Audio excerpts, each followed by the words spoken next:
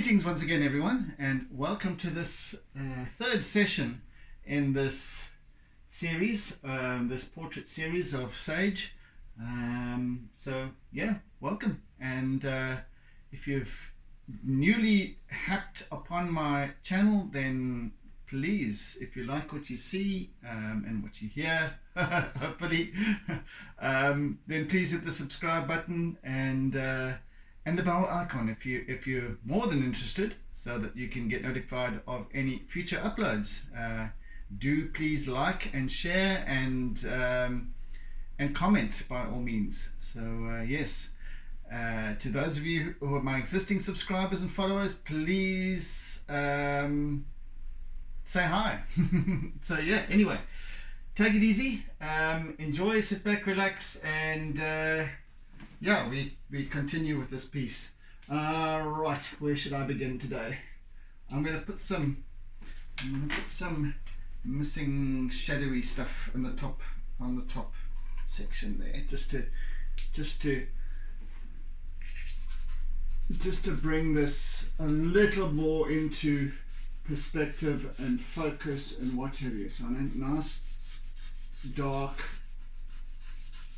top edge to the top of her head, etc. Let's get that going.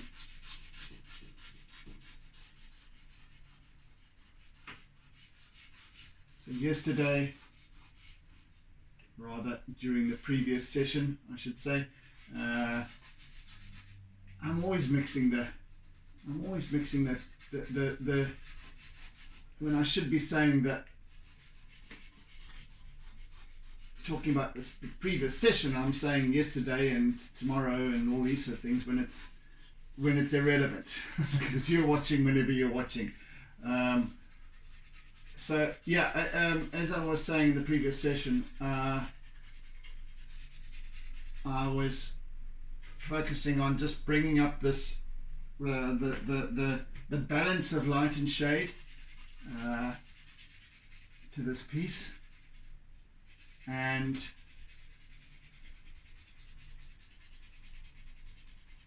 just bringing in some color, a little touch of color as well, but some of her ginger tones.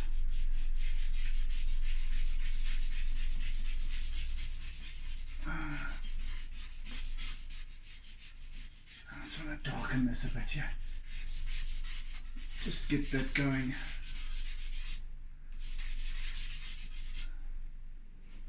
As many of you know by now, as you who've been following my workings for some time, there are no edits in these videos, and I'd like to keep it that way. As you know, even further down the line when I start and hopefully start getting involved in more involved stuff.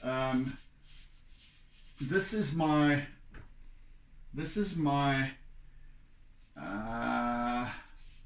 raw, unedited stuff, and it's my work in progress. It's my inner workings as well that I seek to share. How I think, what inspires me. It's in the moment stuff, and I like to keep that kind of unedited and just basic. This is just me and doing my thing. That keeps me grounded, keeps me sane, actually, too. Come to think of it.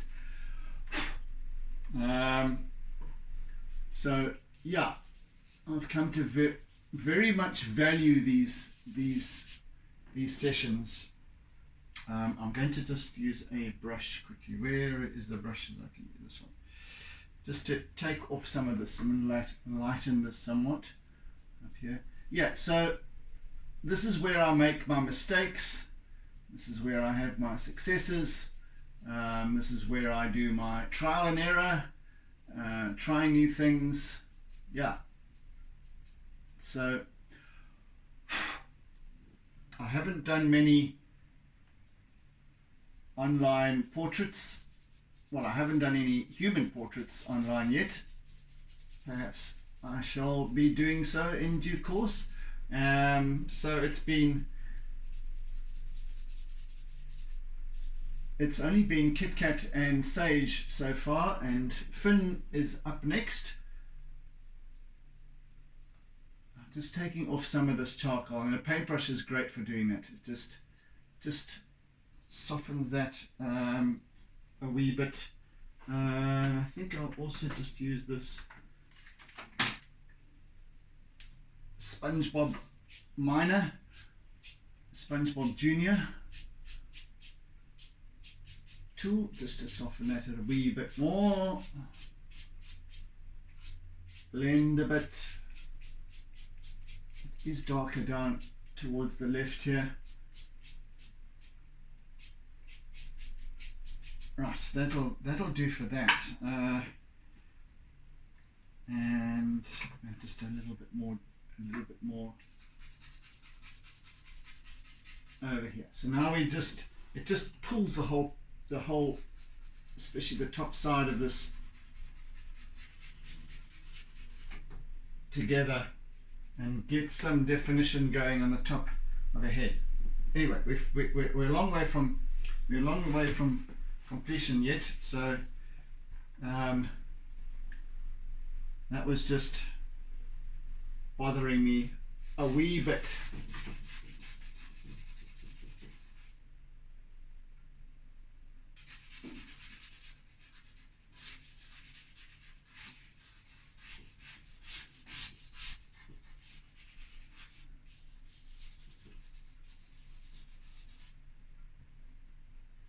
That's better. That's a lot better.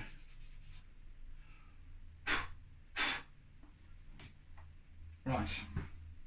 Now, I need to start working with my white Conte a little bit, I think.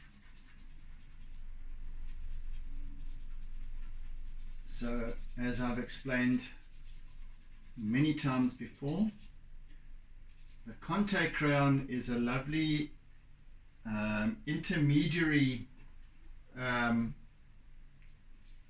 consistency of material to, if you want, I think it's called, I suppose you call it material, it's sort of in between in hardness. It's softer than a chalk pastel, so that it just, I can get quite a nice line with it without it being too spready, soft. So I can build up form quite nicely just with these scratchy lines.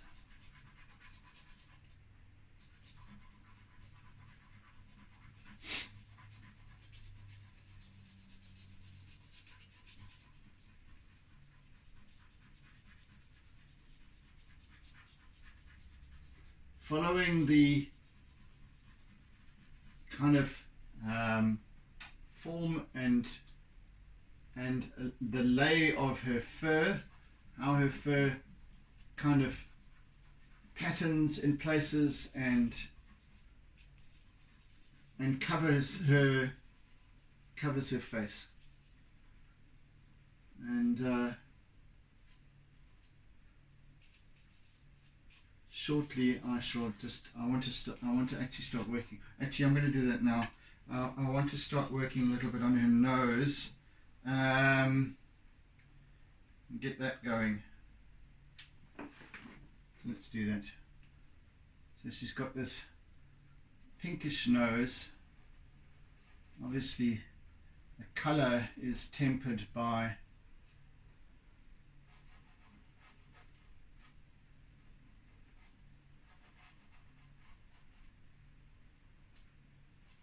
the fall of light, and also with this funny little dark marking that she's got on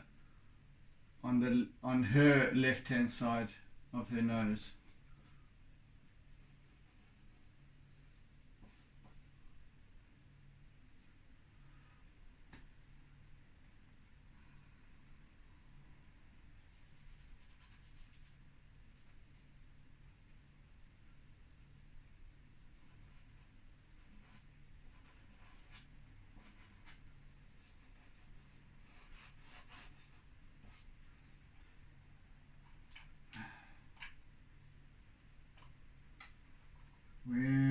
use that. Let's just mark in this a bit.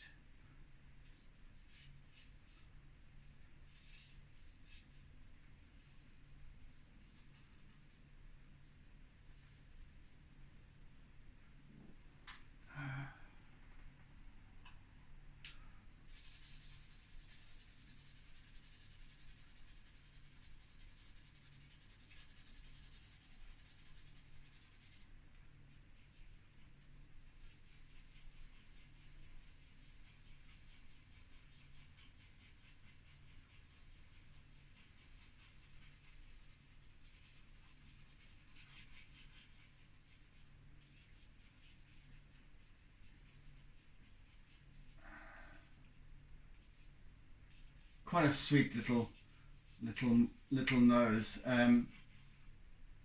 especially with that little blemish or discoloring on the one side. It's definitely her standout, one of her standout characteristics. And when I first saw a pic of her when she was before I chose to get Sage into my life, and then Fynn as a result of being Sage's bosom buddy at the time. So I happened to see a pic of Sage when she was maybe a couple of weeks old, and this little delicate soul, and with this funny little nose that just too cute. Anyway, so yeah, that was what I just had to have her. There's no question about it.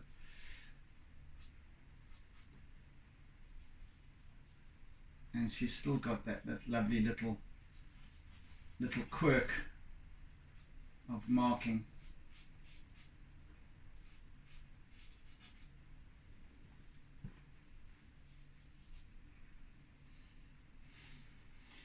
Right, we shall use a couple of different sort of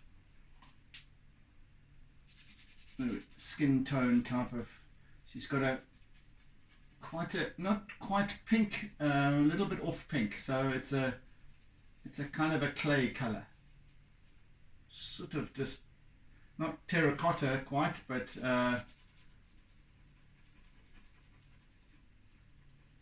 more towards the peaches and that sort of those sort of tones. Anyway, just to get this going to begin with.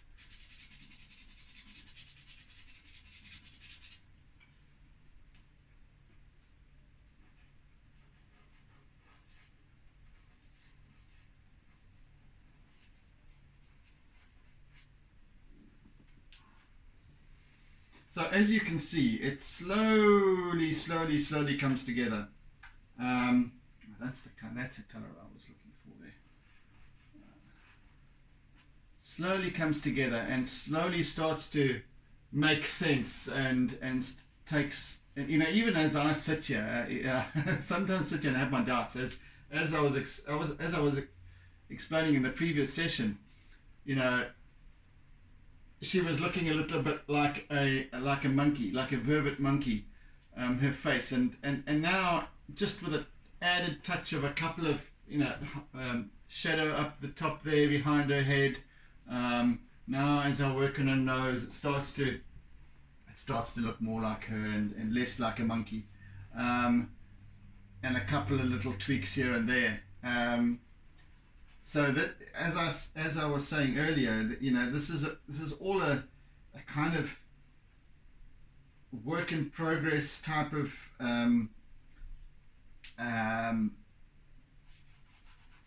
whatever happens during these sessions, and it makes it actually more interesting for me. And it's so lovely to see a character evolve out of the work that I'm busy doing, and as I'm talking, and it slowly starts to work to build as I sit here. you know, and you know, I'm always going on about letting go of the process and just allowing it to take shape as it will. And that's why I can talk my way through these proceedings, because if I was obsessed with trying to be absolutely accurate and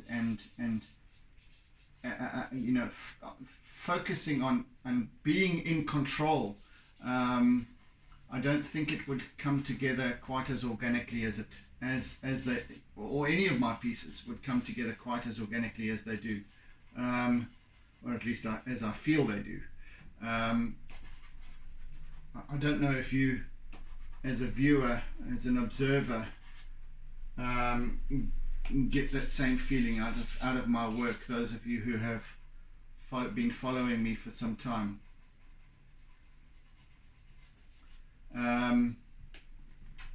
So yeah, it's for me. This is my think tank.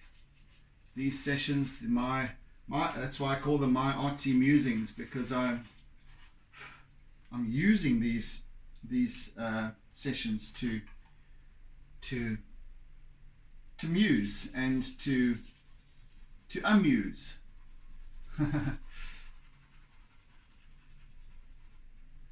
They're very entertaining at times. I don't know whether the doorbells, at least the intercom, is going to buzz, or whether one of the cats is going to come through and start making noise, or a neighbor will start with a angle grinder, or one never knows. And I think that's kind of the beauty of these unedited sessions, and whatever goes, and I like it's so I think that also the attitude towards that also kind of allows the artwork to evolve as it must, as it will, without any control.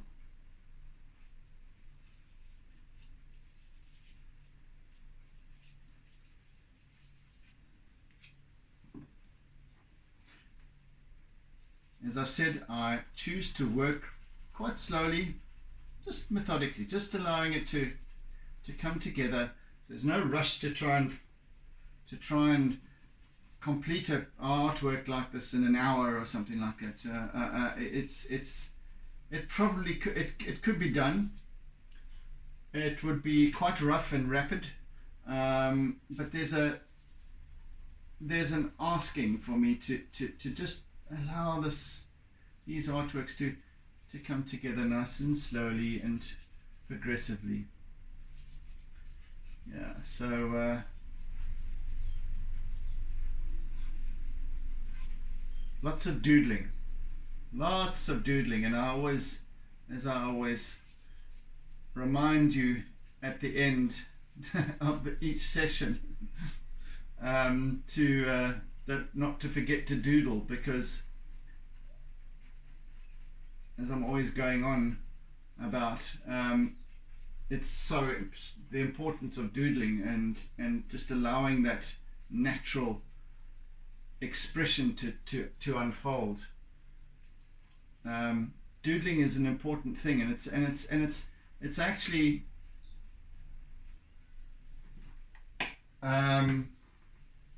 you know, whether or not we're trying to create something, whether or not we're trying to work on an artwork or something like that,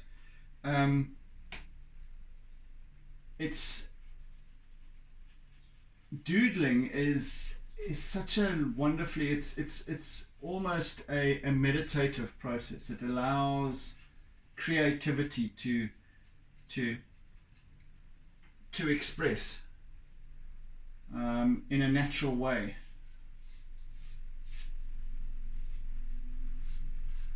So yeah, very, very important, in fact, I've found. Just as what I'm pretty much doing here, I'm just doodling my way through this piece. So yeah. Right,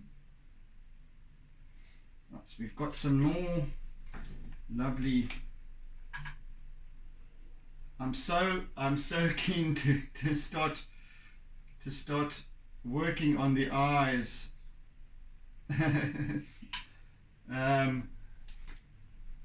Because those will change this piece dramatically. You know, the eyes will pull it all together. But I shall leave that for the last session, the next session, as I bring this piece to a close.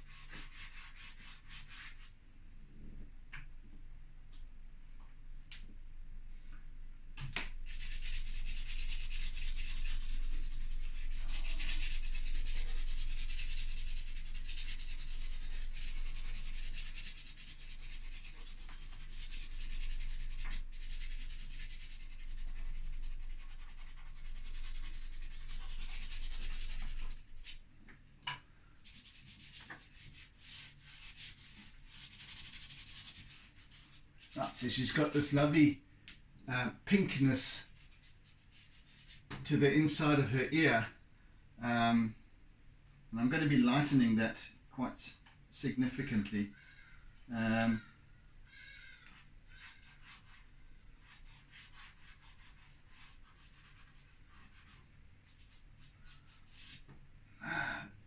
Because she's got these little flecks of hairs, quite long hairs that come over there, so that let's just darken this with a little bit of charcoal as well.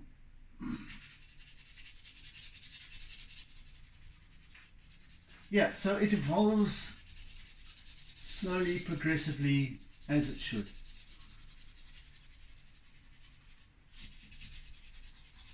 Without pressure. I mean, there's no reason to be placing any pressure on myself to complete this piece in any given time frame. That's why I give myself 4 comfortable sessions. Usually the first 3 are 45 minutes, and then the final session I push it to an hour, just to give me that extra leeway.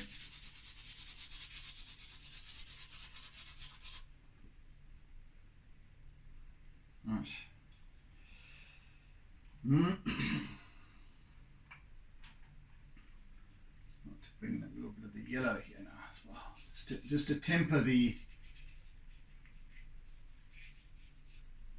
ginger a little bit.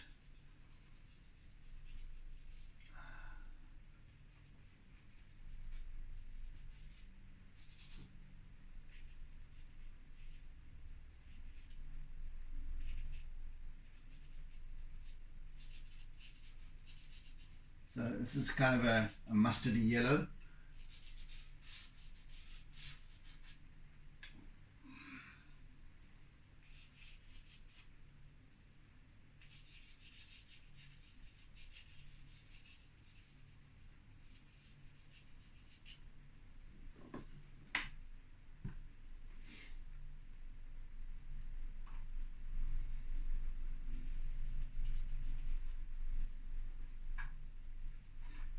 And then the final session where we're just bringing it all together, just rounding it off.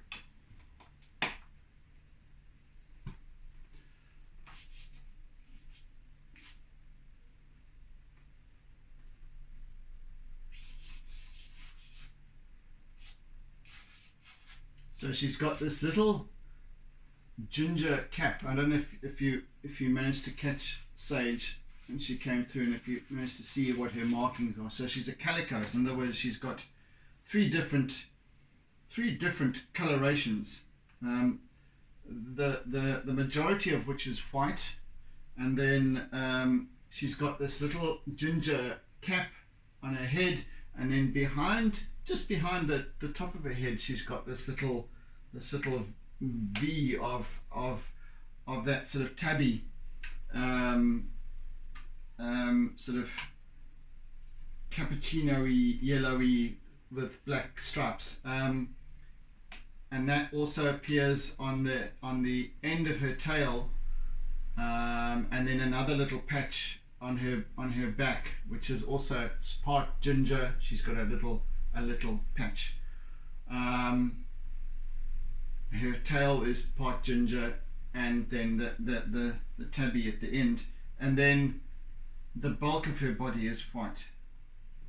So yeah, quite interesting markings.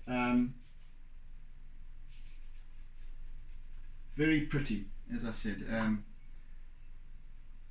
Some calicos are much more defined. They're much more pronounced darks, and not very little white, and much more pronounced with the black, and dark ginger, sort of biscuity ginger.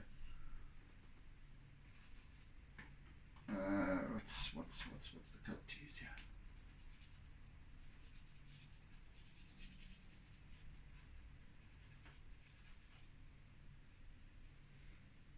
So that little cap of hers ends here with this little stripe that comes off the edge of her eyes, and then it's white.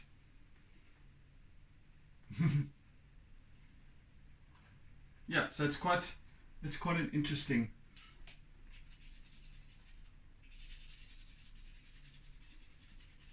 and pretty color combo.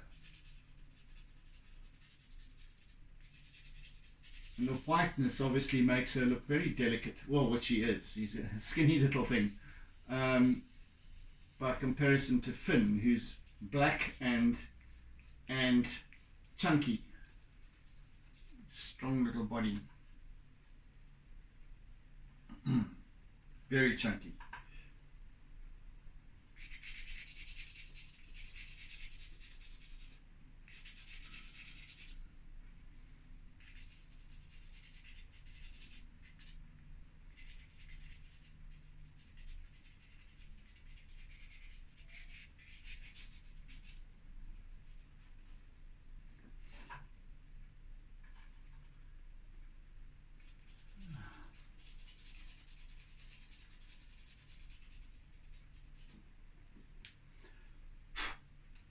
So every little bit of now dark and light that I use is just enhancing the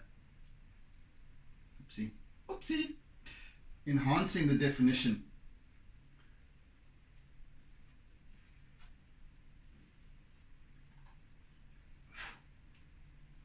Bringing clarity of form.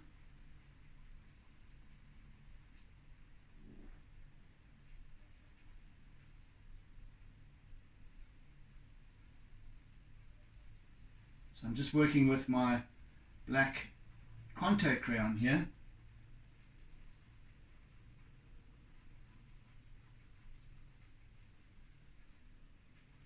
I'm very unlikely to be using my compressed charcoal in this piece. I don't think so. Even for the darkest spots of her pupils. Very unlikely to be needing to use the very, very black compressed charcoal. Okay, so now I'm just wanting to work over this whole piece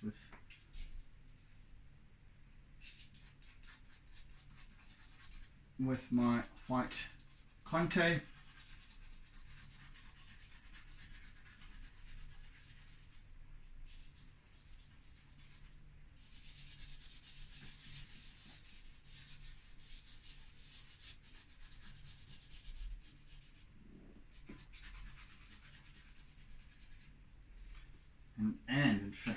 of the soft.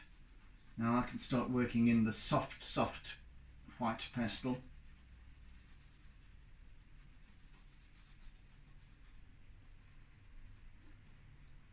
And this I shall reserve for the very whitest of areas.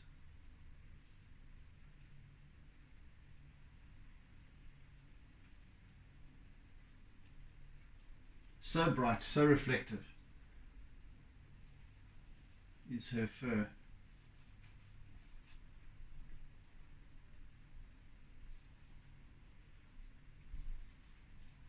And even a touch of this is just whiter than the whites that have gone before. So yeah, it's nice to use. And then I use my slightly harder chalk pastel. This is actually more the consistency of an actual piece of chalk, you know, for a blackboard, that kind of chalk. And thus it isn't quite as white as that soft one that I've been using. So these different consistencies of whiteness and blackness really play an important role when it comes to developing form. See, down here now I need this soft white because I need to, there's a prominence of white that just offsets or balances rather this band of white here, and then tapering off down there. So it just kind of balances out in this bottom left hand quadrant here a little bit. So just a hint of this white.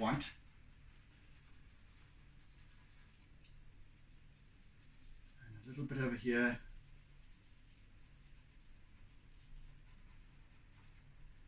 It's just something, perhaps a little bit of raised fur that's catching the light differently.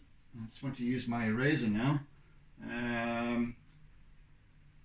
Let's just get some of the, I need to get some of the darkness off it, so it won't come off onto the paper itself. That's better. It's better. Right.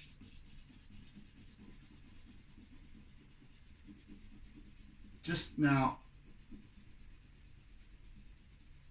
going over what I have before, and in the same pattern as the fur goes, the grain, whatever you want to call it, direction of the fur as it lays on her skin, and now just blending this layer. So I just want a little bit of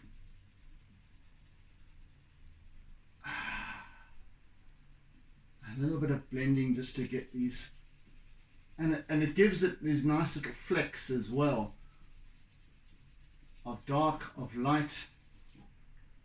You must be careful not to bring any of the ginger down into the bottom part, because there is none.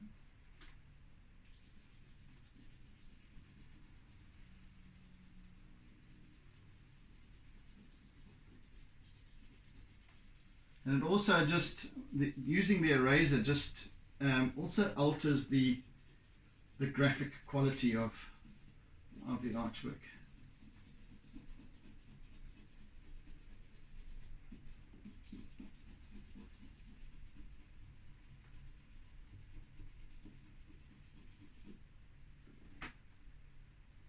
So now that fleck is a little bit too bright. So these things I can now temper as I go, as I work, and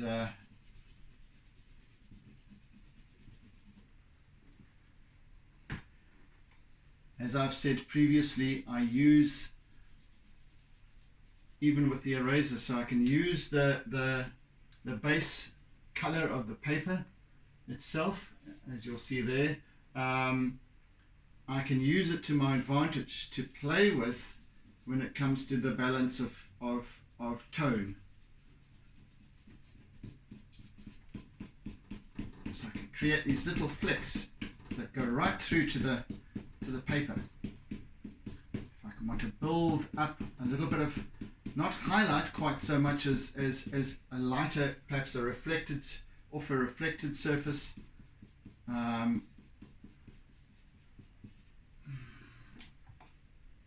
Yeah. So this now needs to start building it here. I want to use, yeah, let's just use my white contour for this, and then work in some eraser work as well. So doodling a bit now.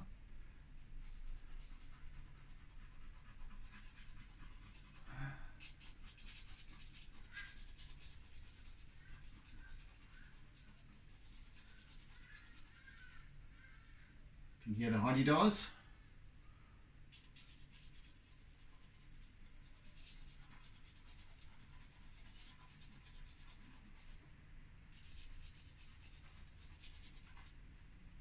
Those of you who are watching from elsewhere in the world, not South Africa, and or haven't been to South Africa, won't be necessarily familiar with the sound of the hardy-dar ibis. It's a very well, like a love-hate relationship. It's, you know, it's either you love them or you hate them. They can be very, very stridently loud, abrasively so at times, and especially when they flock together and fly around in circles, all screaming and yelling in unison.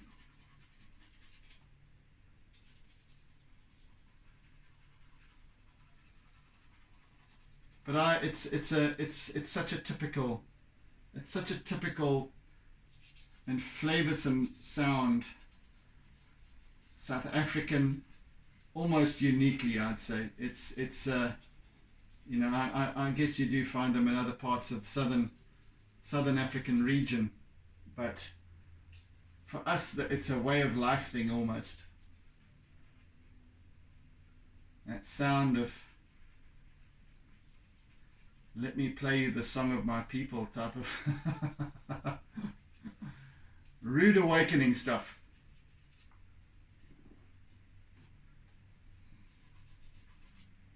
And I've got windows closed here today, so it's a bit, because it's a bit cooler, so I don't need to be, yeah, so it's otherwise they would probably be a lot louder too.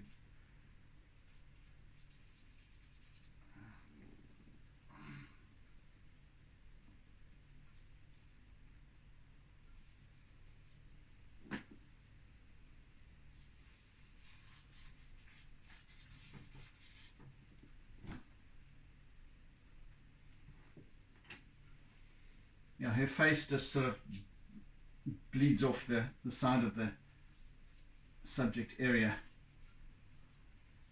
over here. Gosh, I do need to do some work. Woo! Okay, we've got about 4 minutes left.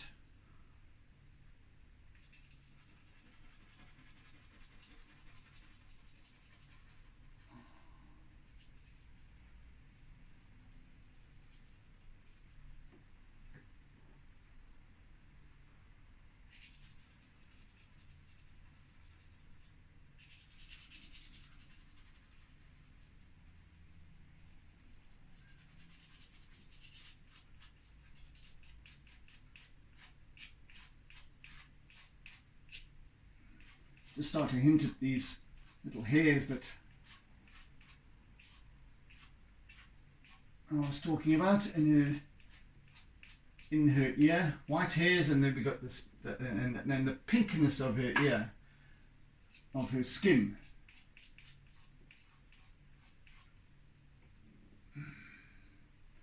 Under all of this fur, she's pink.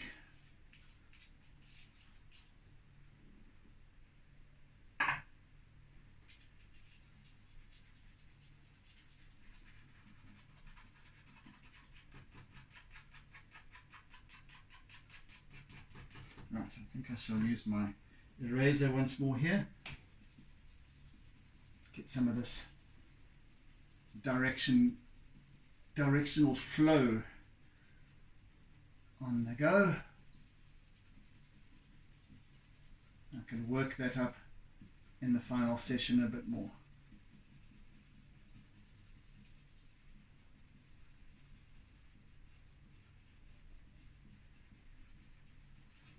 I think I'd like to spend the last sort of 20 minutes of the final session doing her eyes.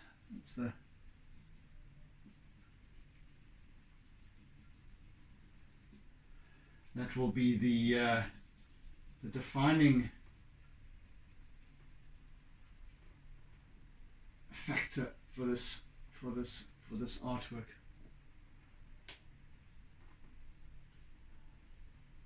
It's interesting that we don't have a focal point which is kind of her nose, on the side of her nose. There's this funny little sort of this sort of area over here, but of course the eyes, even though they're not necessarily focal points, they will draw your attention, but they will also direct your sense. In other words, because she's staring out, she's staring somewhere out and above and sort of kind of over your shoulder kind of thing, and that will kind of keep that energy, that flow of interest coming back, keep coming back. So you come back to the nose, and then your gaze drifts up to her eyes, and then follow her gaze. It's kind of the energy that I'm picking up on at this point.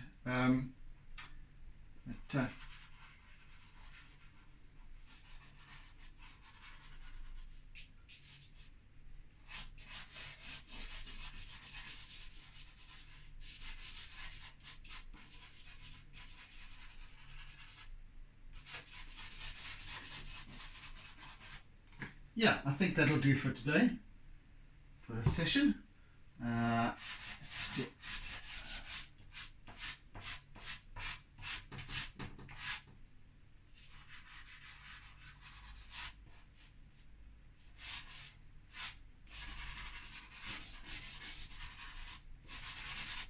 Right. Yes. Great. There we are. Done for until the final session. So yeah, thank you for joining me. Oh wait, let's just quickly. I just want to bring that. She's got like a. Right, there we go. That's fine. So there we have it, folks. Hope you've enjoyed the session. Remember, please, if you do enjoy, please subscribe, hit the bell icon, like, comment, please. I'd love to engage with you. Whatever it is that's on your mind, an observation, a thought about perhaps something I've said or spoken of. So yeah, please do, feel free. I shall hopefully catch you again for the final session. So in the meantime, I bid you oodles and oodles of toodles.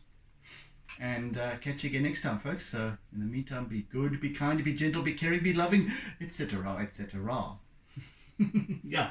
Take it easy, folks. Have a good one, and catch you again soon. Cheerio. Cheerio. Bye. And don't forget to doodle.